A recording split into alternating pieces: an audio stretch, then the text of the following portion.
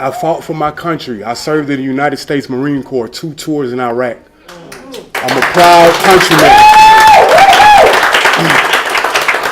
But I'm also a man who came home after serving in Fallujah and al-Ramadi, and I can't even put food on the table for my family, gentlemen. I can't even afford to put a roof over my child's head with the amount of money that I'm making. I worked 45 hours this week, and my manager pulled me over to the side and told me that you can't have these 5 hours of overtime at time and a half. She told me she was going to take my 5 hours and put them on next week's check so she wouldn't have to give me my time and a half. That's illegal. And disperse it out, but it happens. It happened. I served my great country, and I came home, and this is my passion. I love to cook for KFC. I like to feed the people. I like to see the smiles on their faces when they come in that store. I got a Purple Heart. I got wounded in combat. Guess where I was? I was back on the battlefield the next day. I don't want my son to look at me like I'm something less because I have to work for $7.25 when I bust my butt every day and I take pride in what I do, gentlemen. We have a voice and we want it to be heard. We want 15. We need 15. We deserve 15. All of our workers from coast to coast need at least $15 an hour.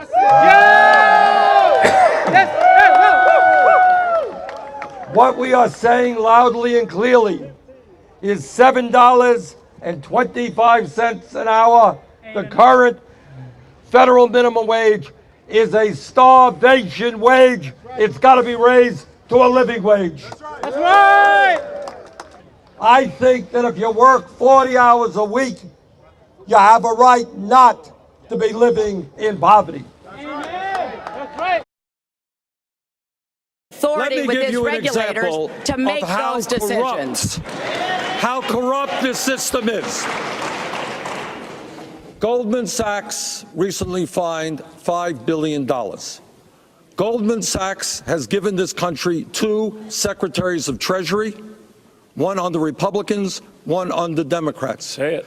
The leader of Goldman Sachs is a billionaire who comes to Congress and tells us we should cut Social Security, Medicare, and Medicaid. Secretary Clinton, and you're not the only one, so I don't mean to just point the finger at you. You've received over $600,000 in speaking fees from Goldman Sachs in 1 year. I find it very strange that a major financial institution that pays $5 billion in fines for breaking the law, not one of their executives is prosecuted, while kids who smoke marijuana get a jail sentence. Time, Andrea. Today in America, we have more people in jail than any other country on earth. 2.2 million people, predominantly African American and Hispanic. We need major reforms of a very broken criminal justice system. Police officers should not be shooting unarmed people, predominantly African Americans.